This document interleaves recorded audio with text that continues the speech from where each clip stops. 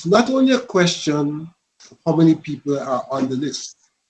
It's a question of how many people one can assume are in Guyana.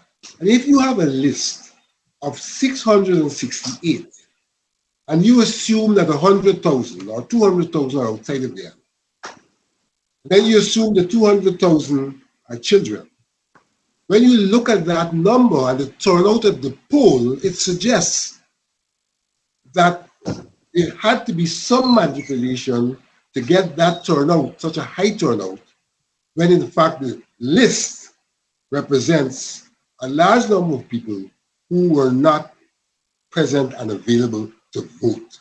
Vincent Alexander, APNU+AFC Commissioner, interacting with panelists Charles Sugrim and Dr. Askit Rose on weekly program Globespan 24/7 Politics. Alexander cited Article 42 of the Constitution, which provides the criteria for citizens of Guyana to be registered, where Section 6(4)(b) of the National Registration Act, Chapter 1908, clearly shows the voting eligibility for persons including migrants in Guyana. That the Register of Registrants should be provided periodically with a list of Guyanese who migrated and have not returned. The Register of Registrants then determines if those persons have met requirements for voting, Alexander further noted.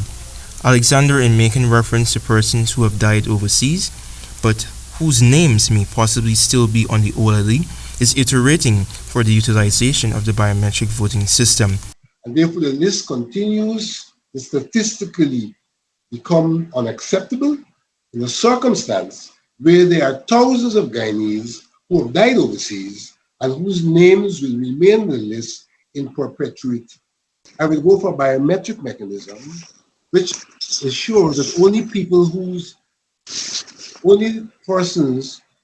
real persons are allowed to vote, because the biometric mechanism, that is the fingerprinting mechanism, will determine if somebody turns up to impersonate a dead person.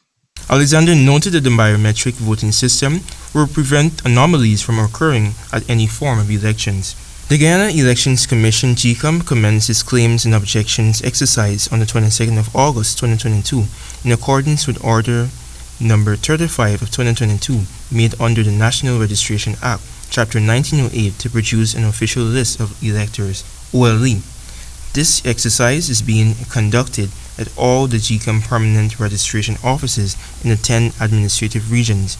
During the claims and objections period, any person who will be 18 years and older by the 31st of October 2022 is a Guyanese citizen by birth, descent, or naturalization, or is a citizen from any Commonwealth country living in Guyana for 1 year or more, can make a claim on or before the 11th of September 2022 to be included on the OLE, providing that he or she was never previously registered. Antonio, reporting for the AGP 90 News.